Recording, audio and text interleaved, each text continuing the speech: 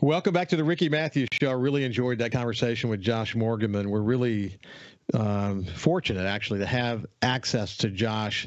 His experience chasing hurricanes around the world, which if there were one, he would have the Guinness Book of World Records for the largest number of eye walls that he's penetrated. His experience inside those eye walls, incidentally, is creating a lot of important scientific information. And he's also capturing lots of videos and lots of content for his reality TV show and for Weather Nation and so on that actually I think helps people who may have question marks about whether they need to lead certain categories of storms. They can watch those shows and draw their own conclusions about what they're hearing from their local emergency officials who say get out, or you don't need to get out, or certainly if you're in low-lying areas you need to get out. You can watch those videos, and I think ultimately Josh is not only informing, but he's also helping to save some lives. So it's great to have access to Josh. And he's a smart guy. He's a hurricane historian on top of everything else. So I really enjoy visiting with Josh. Okay, now we're going to shift gears and move over to my friend, Jimmy Rafferty. I've known the Rafferty family most of my life and know Jimmy's brother really well. And it's been, I didn't realize this until I checked this morning. It has been September 2021 since Jimmy and I last talked. So that's on us at the Ricky Mathews Show. We got to do a better job of reaching back out to Jimmy. But Jimmy, how you doing, my friend? I'm doing fine. Thank you very much for having me. So the mayor of Pass Christian, when you and I talked early on, I think it may have been right after you were elected, or maybe it was before you were elected. We talked about the 35 years that you had in business. You worked for some very significant companies, had a HR background, an organizational development background. How has that served you as the mayor? Well, I think that's the number one thing. It's almost as though, my prior experience prepared me for this role, because it's all about bringing people together. And, people have different views and different lenses, how they view things, and you have to find a way to connect with them and bring them together. I mean, I've had some challenges even working with our board, many of which had been in politics a long time before I had. They had a lot more experience at it. So I had to learn from them and learn some of their techniques and so forth, and then find ways to build those bridges and bring people together.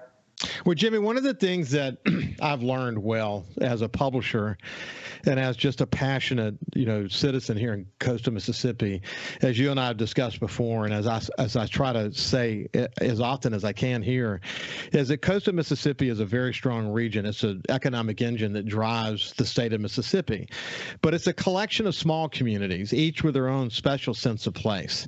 And I think currently, if you look at the current slate of mayors that we have, from over in Moss Point with Mayor Billy Knight, who in his 80s has reincarnated himself once again and provides inspiration and leadership every day. It's just incredible what he's doing. The mayor of Pascagoula, the mayor had a recent conversation with Kenny Holloway in Ocean Springs to talk about urban renewal and this balance that you guys have to work hard. I mean, every mayor talks about the same thing, whether it's Fofo or Billy, they all talk about the same thing. How do you preserve the incredible sense of place that have made your city uniquely special, and those characteristics are what adds to this region? How do you do that? And also, it's simultaneously, increase the economic base of the city, diversify the city, make it a better place to live. Every mayor wrestles with that, but we do have a really good slate of mayors right now, don't we? We do. And what's amazing, here in Harrison County, we have what's called the Harrison County Utility Authority.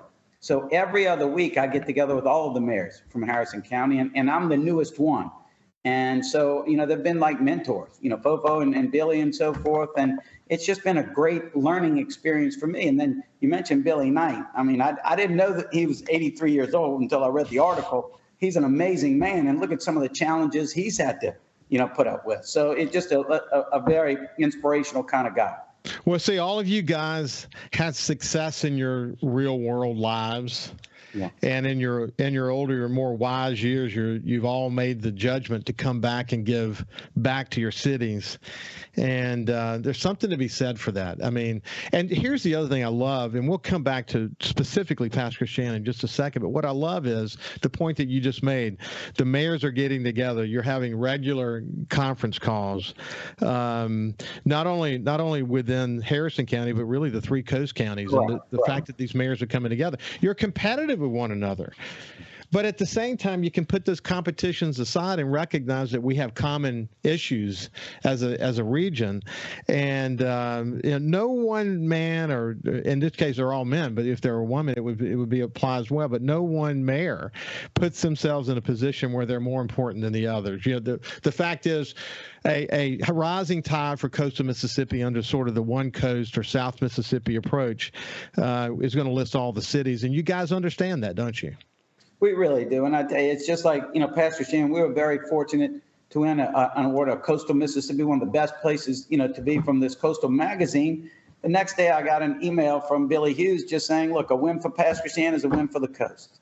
So, it's things like that. And he's been one of the biggest proponents of One Coast.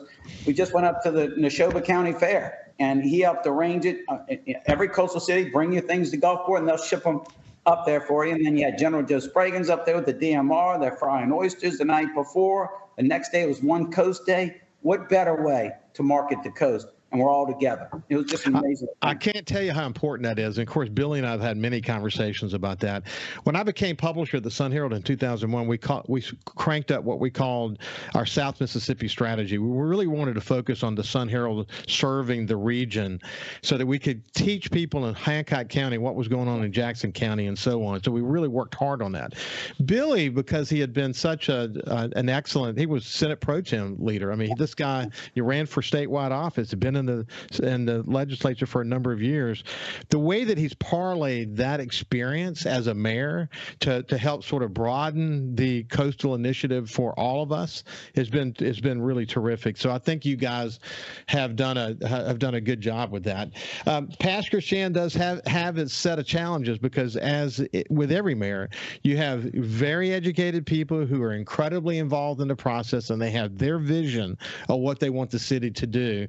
And so there's always going to be a bit of a rub that the mayor is sort of, has to go into the middle of as a wedge to say, let's try to figure out the best direction to go in that satisfies the needs of people to have the city they want to see, that also at the same time gives the city a chance to grow. There's always going to be a challenge there, isn't there?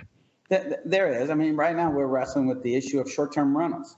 I was just in Destin, and maybe 75% of this area were short-term rentals. We've already had one street, now 7 out of 10 homes are short-term rentals. So right now, I've just made that a really big emphasis for me right now. How can we help support the growth of short-term rentals, but we don't want them to overtake neighborhoods. So that's what we want to do. So right now we're working together. We've formed an advisory committee with people who own short-term rentals, those who don't, and working together, we're going to come up with a solution. Yeah, listen, we have a family reunion every year in Miramar, next to Destin. And we rent a house with 11 bedrooms. And my wife's brother's family comes up from Florida and down from Nashville. And we've been doing this for 25 plus years, coming together as a family.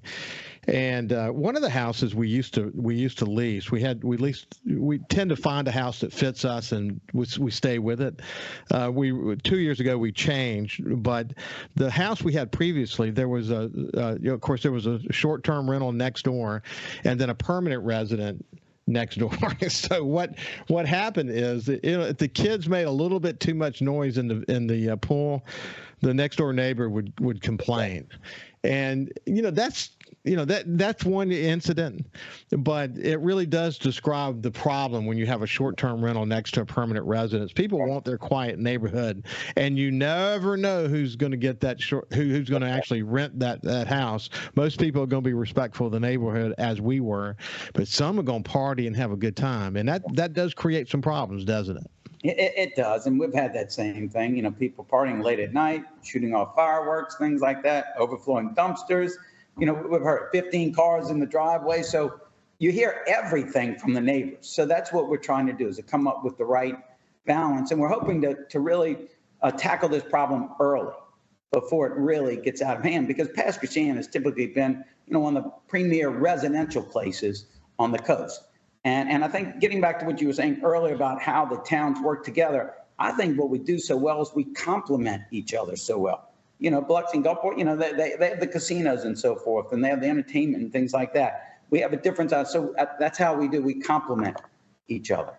Yeah, even, I was with the Sun Herald for 27 years, and the way that we would describe places like Pass Christian would be sort of the ultimate bedroom community. I mean, just quiet bedroom community. So with its permanent residences and with a really significant number of Louisianans who own homes there. When I was publisher of the Times-Picayune-NOLA.com, I've met an untold number of people who had homes or little estates over in the Pass Christian areas. Quite amazing. Hey, when we come back on the other side, we'll talk to the mayor of Pass Christian, Jimmy Rafferty, about what he's most proud of so far in his tenure. We'll see you after this. Welcome back to the Ricky Mathews Show. I have my friend, the mayor of the city of Pass Christian, Jimmy Rafferty, and it's exciting to see the mayors that we have across coastal Mississippi. I just had Josh Morgan on the show just a second ago, as you heard me say, the top hurricane chaser in the world, who's literally building a home that he will live in during the hurricane season in Bay St. Louis. He has a very successful marketing firm in L.A. where that's where his main source of income comes from. But his hurricane chasing has become sort of a second job for him as well. But we expressed how lucky we've been this year so far. I have this feeling, unfortunately, that we still got to make it through the rest of September. And as we learned with Hurricane Zeta, we got to make it through October. And now, we will look a little bit less toward Africa and a little bit more toward the Gulf of Mexico and systems that could emerge here off fronts, et cetera. But so far, so good, my friend, wouldn't you say? Yes, let's keep it away. I mean, last year we thought we were very lucky, and then, of course, Florida got hit very late in October. So let's just keep our fingers crossed and hope for the best. But I have a lot of experience with hurricanes. We lost our house in Camille, came back the next day, and had brick steps to nowhere. Rebuilt that 50 yards north of that. Katrina took that one. So we know the power of those hurricanes. Yeah, but the resilience that we have for coming back is even better. Well, I agree. I talk about it all the time, and I had the honor of writing the foreword in Haley's book, America's Great Storm, leading through Hurricane Katrina. And I talked about it. I mean, I talk about it all the time on this show, the basis of learning that was created for all of us. I mean, it's not like we had an option. We had to, as Haley said, we had to hitch up our britches and get on with the program. But at the end of the day, what we learned about the resiliency of coastal Mississippi, the resiliency of the heart and soul of coastal Mississippian people, in a way, we have a bit of a competitive advantage on other communities, because we know when we dig deep, we can set the divided and polarized world aside and all come together for the good of each other. And that's an amazing learning. And we'll do it again when we have to, because it's not a matter of if, it's just a matter of when. And I think we're going to be, because infrastructure has been built back stronger and better, I think we're going to be in a better position the next time. Hey, Jimmy, you look back on your tenure as mayor so far, what are you most proud of? Well, I think I've managed to, strike some very good relationships, not only with the local legislators, but also the ones in Jackson. And we've been very fortunate. Since I've been on board, we've gotten $17 million in grants. And that's a good thing. We're about to start almost $10 million worth of water and sewage repairs. Right after Katrina, we were a parking lot. And we had a lot of repairs to all the water and sewage south of the tracks. Well, now, the ones north of the tracks, those haven't been updated since the 50s and 60s. So we've been very fortunate getting grants.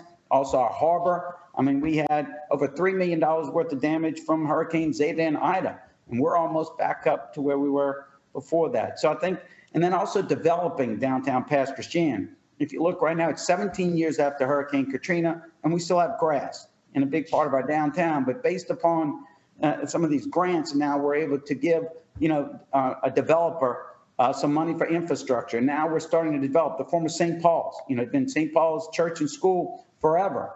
That was damaged by Katrina, and now it's grass. So now we're having, we're able to provide $1.5 million to a developer to come in and build 36 townhomes. That's going to be a great thing. That's going to be 36 additional families walking into town, supporting our existing local businesses. I mean, look at Cat Island Coffee House. It's amazing. It's a small Pasquishan business. They now have an operation on Courthouse Road in Gulfport. The owners told me, though, they promised to keep Pasquishan as being their global headquarters. But it's just, it's a good thing you have a small town business growing like that. So good things are happening, but I refer to it in a measured way. What I'm trying to do is just really bring Pasquishan back to where it was in 1969 before Camille, whereby just all the dots were filled in. Nothing over the top, just in a measured way. That's what we're targeting. Hey, one of my favorite shows, if I had to look back over the past year, one of my favorite shows was a show that I had with Rimmer Covington and Ronnie Daniel. Rimmer, the sort of entrepreneurial guy, and Ronnie Daniel, the charter boat captain. But what they've done down there with harbor docks and the way they talk about it, because Rimmer spent a lot of time down in places like Venice, for example. And when you go to Venice, you go there to fish. When you come to Pasquishan, though, the men or whoever in the family can go fish, and whoever's left behind have this wonderful city they can partake in, or they can go beyond that if they want to. But the relationship between the charter boat captains, Rimmer Covington's business, and the city, it's just terrific to see the evolution of that kind of innovation, isn't it?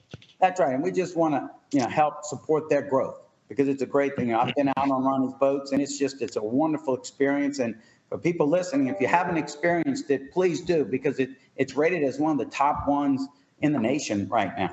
And then they have the charter boats below, and they have Shaggy's restaurant above. So it's just a great, a well-run operation from two great people. It is very significant. In fact, if I remember right, I'm going back and look real quick. I think it was actually rated number one, number one in the nation, Pasquishan, for how it accommodated charter boats and people who lease charter boats. But, when I drive by there and I remember Camille and then of course Katrina, and I look at the reemergence of the city, it's truly amazing. I actually got engaged to my wife Ann at the Blue Rose when it was a restaurant. So it has a lot of special significance in my life. So Jimmy, we're out of time, but listen, I commit to you that we will stay in touch. We're going to do a better job of reaching back out to you from this point forward. Well, thank you very much, and I wish you the best of luck. Thank you very much. This has been Jimmy Rafferty with the city of Pasquishan, the mayor there. And listen, have a great day, and we will see you tomorrow.